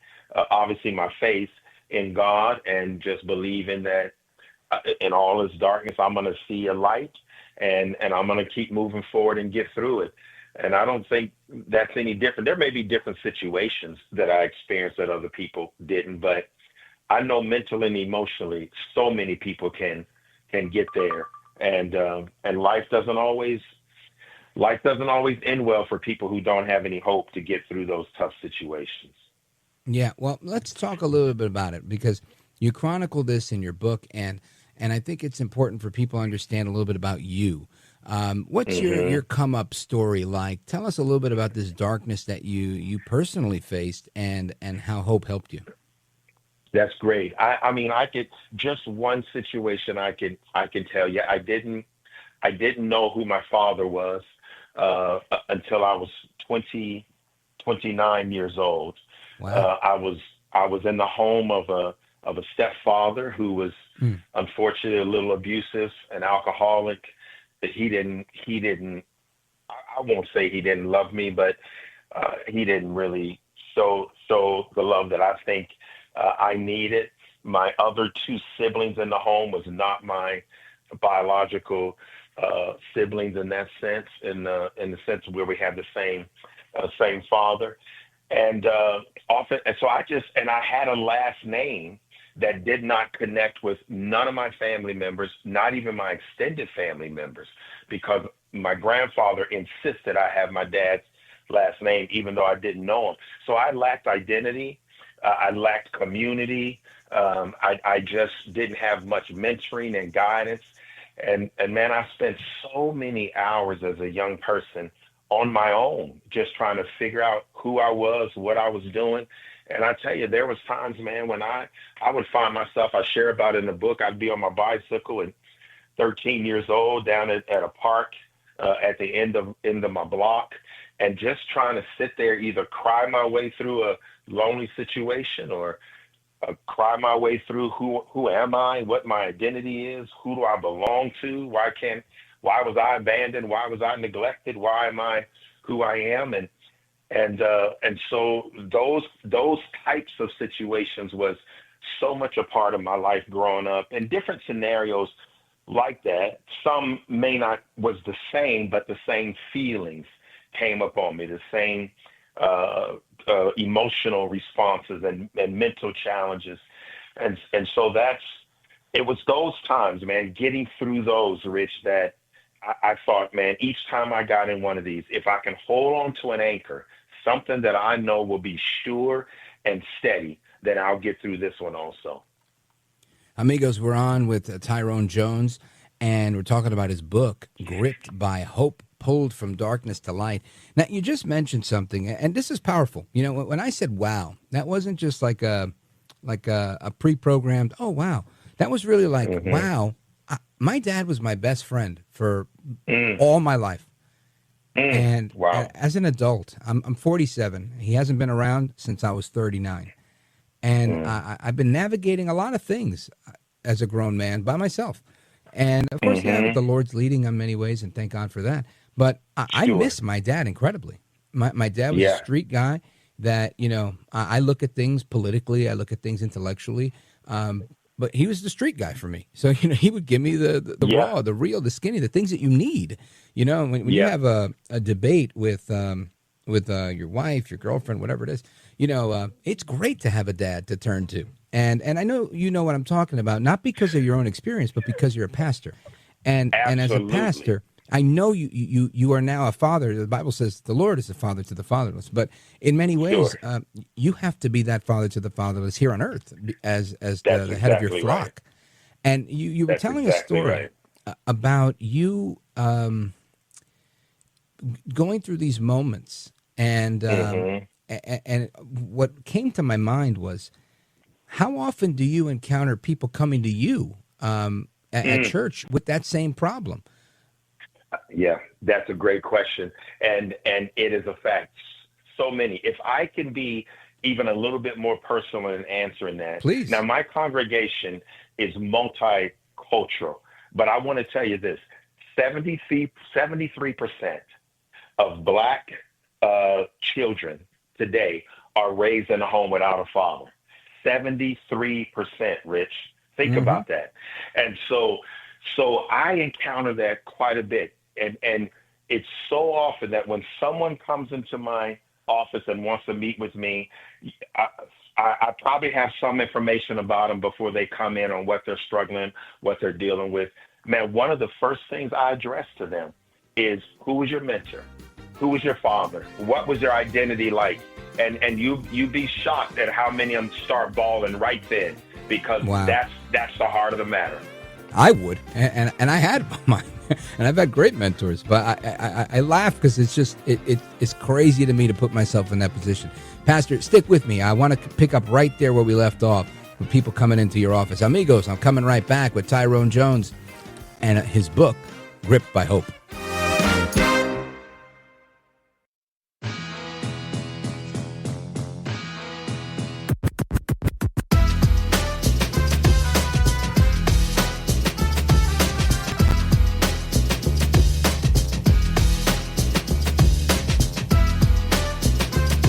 Big fan. Your impact is really big. Honored to be here. This is America at Night with Rich Valdés.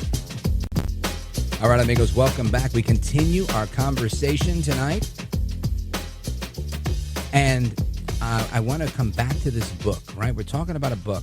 The book is called Gripped by Hope, Pulled from Darkness to Light. The pastor who wrote the book, his name Tyrone Jones. And Pastor Tyrone, we left off with people coming into your office and you asking them, hey, whatever life issue you're dealing with, I want to ask you a question. You said you asked them, you know, what's your relationship with your dad like? Who are your mentors? And in some occasions, people break down into tears. Tell us more. Yes, sir. And because again, when that's lacking, then identity is lacking, life being shaped, formed. Like you said, your father was your best friend, someone that you can talk to and discuss things with, learn from, some by watching, some by experience, some by hearing them. And when that void is there, I can almost trace even the things I wrote about in the book. I can almost trace everything that I went through was focused, or should I say, was rooted in that issue. Because some things I didn't know what to do because I hadn't been mentored or taught. Some things I wasn't trained on how to work through my emotions or how to work with my thoughts on things. And so I tell you, Rich, what I've learned is people gotta have an anchor. They gotta have an anchor for their soul, because your mind, your emotions will take you on some whirlwind tours. If you don't have an anchor for your soul, something that you know that you can hold on to when you're going through the pain, maybe it be betrayal or divorce or abuse or financial collapse, unpredictable seasons of loss in your life, confusion. If you don't have anything that you can hold on to that's certain and sure, man, I'm telling you, life will not only beat you up, but it'll toss you around like a tornado. And people get in those dark places in life, and unfortunately, they make bad decisions. Sometimes they check out, or they get some kind of dependency, or they abuse other people. And I've seen it, man. I've been leading the church for 33 years. I've seen it all 33 years, and it usually always is rooted in some of the same issues, same stories. I'm glad you said that, because as you were saying it, I could see our listeners going, wow, yeah, I've been through that. Or, oh, wow, I know somebody going through that. And because ultimately, the source of the problem is oftentimes irrelevant. What really matters is how we respond to that problem, what we lean on. Right. And you mentioned earlier, right, that you'd gone through your own time of darkness. And that's literally the title of your book, Pulled from Darkness to Light. I want to zoom in on that. Give us your story of darkness to light. Okay, great. And now for me, darkness doesn't, I never was an addict, and I'm not saying that demeaning, but that wasn't me. Man, darkness for me was fears, insecurities. I'll just tell you one quick story. I got caught up in the flood in Oregon. I ended up 6 feet underwater. Water was freezing cold. When I was under that water, I'm telling you, every thought I felt all over again. Here's abandonment. Here's neglect. How are you going to get out of this? What are you going to do? Now, I'm underwater, mind you. Of course, it's dark. It's probably 10 o'clock at night somewhere in that time in Oregon, and I'm completely washed out of my car into this flood. And all of those thoughts came to me. Now, the cold water was a problem. Being underwater was a problem. But what was the darkness for me was the fear, feeling like I was neglected, abandoned. Who's here to help you? How come nobody's here to help you? Why are you all alone? That was the darkness for me, man. And that's what sometimes darkness can be defined as. It's not always an addiction. It's not, it's what gets caught up within you internally because of things that has affected you over your lifetime. And all of that stuff sweeps over you again. It could be caught up in the flood, or it can be striking out at the plate in baseball and everybody laughing at you. And what that would do to you to put you into a dark state in your life. How did grace or hope pull you out from that darkness? I love it. The one thing that I've learned about the God that I serve and the God that I try to teach people about is that with him, it's having hope in him is different than a wish or a desire. The one thing about God and having hope in God, it's a confident expectation. I don't have a desire. I don't have a wish that something would take place. I know that it will. I know that God will come through. I know God will rescue me. He's kept his promises over and over again. I just had to put my trust in him and stop relying on myself, whatever I was lacking, or even whatever I thought I achieved or whatever I thought I learned. I just had to put my trust in God, my hope in him. And that's where the anchor of my soul came in. A steadfast and sure anchor of my soul was resting in the Lord Jesus Christ. And that's what I embraced. And in all of those moments and scenarios that I talked through over and over again, God showed me. Now, not initially. Some of the stuff I write about is things that affected me for years, but I came to realize this is how you get through this, or this is how you got through it, and then settled on the fact, oh yeah, the anchor for my soul is the Lord. Amen to that. Folks, we're on with Pastor Tyrone Jones. He is the lead pastor at the Church for the City in Yuma, Arizona. He's the author of the book, Gripped by Hope, Pulled from Darkness to Light. Pastor, quickly tell everybody why they need to get a copy of this book. Well, I'm going to tell you, when you get in some dark places in life, as I said earlier, you don't need no cliches. You really do need clarity. You need an unshakable anchor of God's hope, and it's needed by every one of us. Life is uncertain, unsure. Life can throw some things at you that you don't expect. And if you're not anchored and have a hope and gripped by that hope in God, life will toss you around. So I really do. I do know what I went through is not the only. I'm not the only one with this story. But I'm telling you, there could be a whole lot of folks like me that can have the same ending, and that is my soul is anchored. And so that's why I encourage people to read the book. People want to buy 2 copies of the book, one for themselves, one to give away. Where do they go? GrippedByHope.com. One word, lowercase, GrippedByHope.com. And if they can get it at Barnes & Noble and Amazon, but if they order GrippedByHope.com, I will personally sign that book and have it sent to them. Oh, outstanding. Folks, for the personalized autographed copy of the book, grippedbyhope.com, or wherever books are sold, Amazon, Barnes & Nobles, etc. Pastor, I want to thank you for being here. Thanks for your candor. Thanks for your clarity. Thanks for Thank you, Rich. Shedding light on this, on your story. And I'm sure we'll be calling on you again when we want your analysis on matters of spirituality. Every now and again, we talk about that. The attack on Christianity and things like that. And I always love to hear different opinions on that. So thank you for being here. Thank you so much. And know that I'm praying for New York, man. Thank you, brother. Appreciate it. Pray for me, too, while you're at it. Yes, sir. I'll pray for you, Rich Valdés. We take all the prayers we can get. All right, my man. Godspeed to you, sir. Thank you, Pastor. Right, and amigos, yes, sir. Amen. We come back with your thoughts, your calls, your opinions, and so much more straight ahead.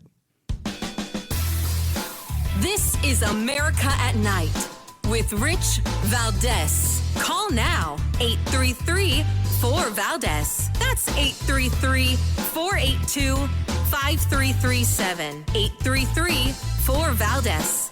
That's Valdez with an S.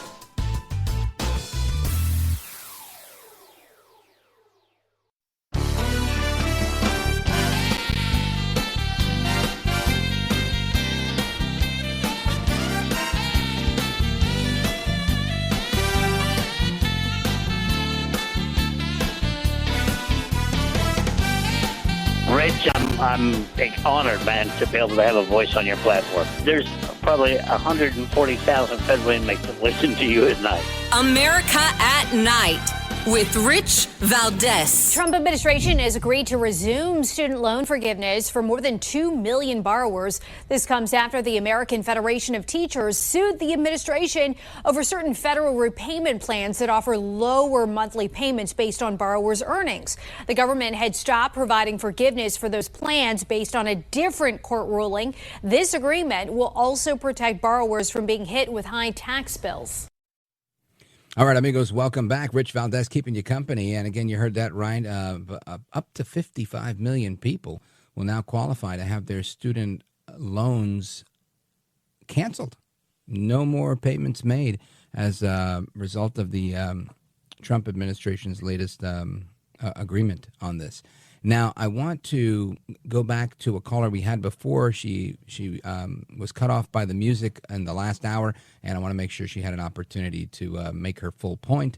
Megan, calling us from Newburgh, New York, WJJF. Megan, go right ahead. Quickly. Hi, Rich. Thanks for having me back. My pleasure. Yeah, I definitely have comments about the student loan issue. I started college in 2002. Some of these loans that were government-based, they were fair. They were fair enough, but they didn't cover everything. So you had to take out private loans from Sallie Mae, J.P. Morgan.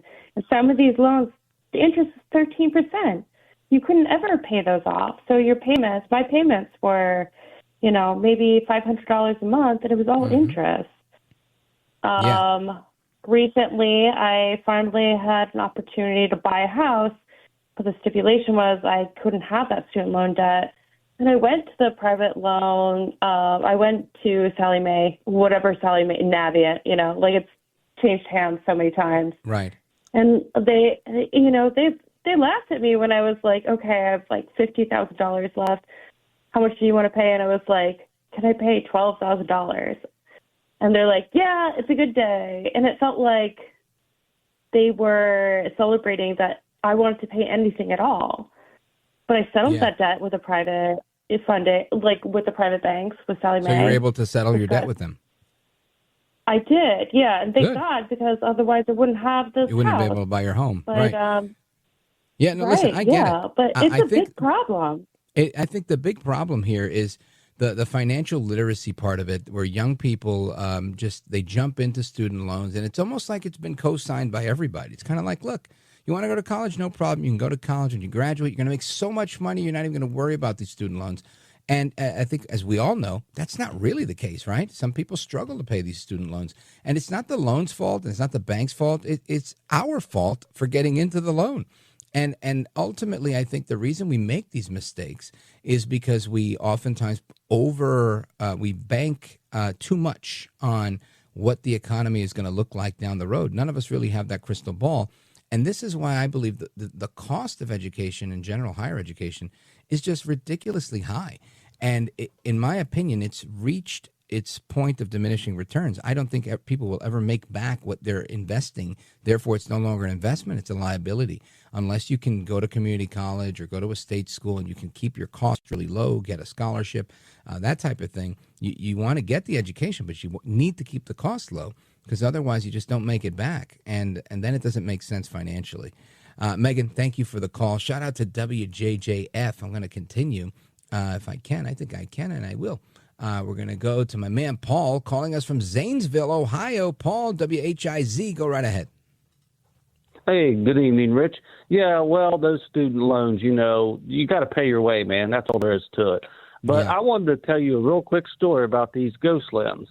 And my mother always used to tell a story that I just want had a to, cousin for the audience, last hour we talked about phantom limbs and ghost limbs for people that are amputated primarily from war, but it could happen to anybody. Go right ahead, Paul. Oh, yes, sir. And after he'd had half his leg taken off somehow, well, back then, this was probably 100 years ago, they buried the limb. Well, he always complained that there was something itching between his toes. So I don't know how long it was before they went back out. And this is a true story. My mother used to tell this all the time. They went out and they dug that box up that they put his limb in, and there was sand in that box between his toes. Now, I don't know if it had been, I don't know if the toes were bones and stuff. Yeah, but I'll never forget that story that my mother used to tell me. So, yeah. Why did they have his foot? Well, because they somehow or another got amputated. It got cut off. And they let him have it?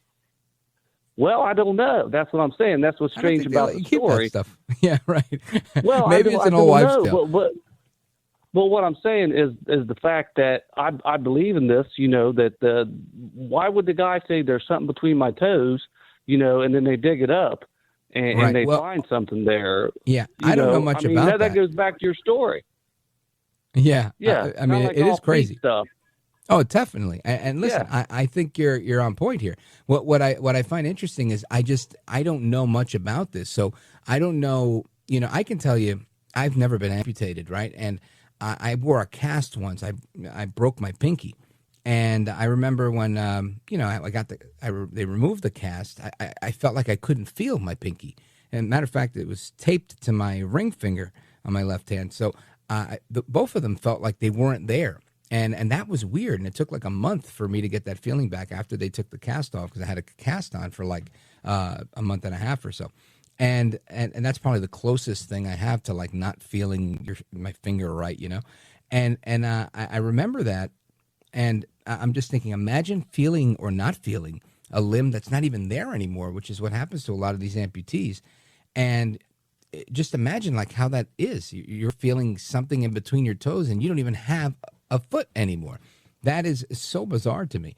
But I'm glad that they found this Botox thing to help people with the pain associated with it. And also, I'm glad you shared that story, because too often we focus on all the negative stuff that's going on in society, and we don't talk about these interesting and funny stories that I think bring, at least they bring me a lot of joy. So Paul in Zanesville, thanks for your call, brother. Good to hear your voice. It's been too long. Shout out to WHIZ. And I'm going to take a pause right here. We're coming right back. Don't go anywhere. This is America at Night with Rich Valdés.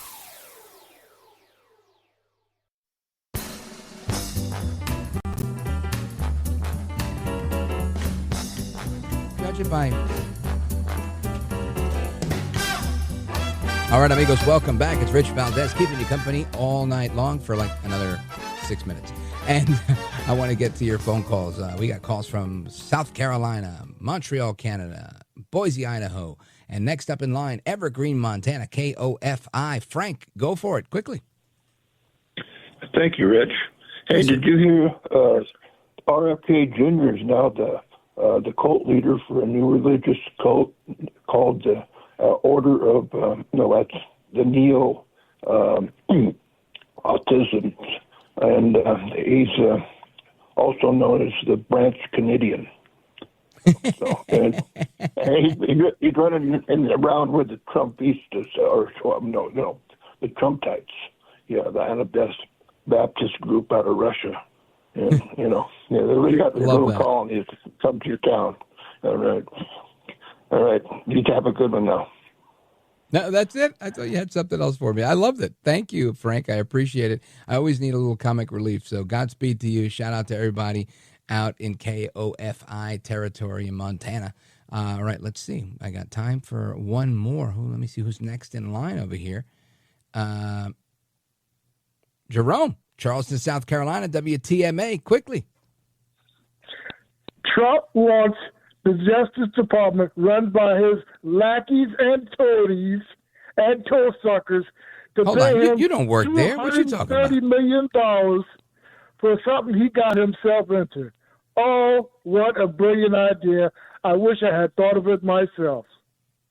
All right. How about Thank you, that? Jerome. I don't know. I don't even know this story. Honestly, you're ahead of the game on this one. I got nothing for you on that one. And Paul in Boise and Tony in Montreal. I'm sorry, guys. I hate to cut you off, but the music is about to kick in momentarily, and I don't want to, do you dirty. But I will say that this No Kings protest, Tony in Montreal says, this should be called No Queens. And Tony, I think you're right. That's probably a good name for it, although that's probably going to piss off a few people. And Paul in Boise, great man, a very, very faithful man, Paul. He says Gavin Newsom will sue Trump, but then obviously Trump won't get to clean up his cities. I think the president's going to win on this. Anything that's federal, the president wins. And I think that's where people miss the boat on this stuff. Guys, thanks for the calls. Amigos, thanks for listening. Hasta la próxima. Take care. Good night. God bless you, America. I'm Rich Valdés.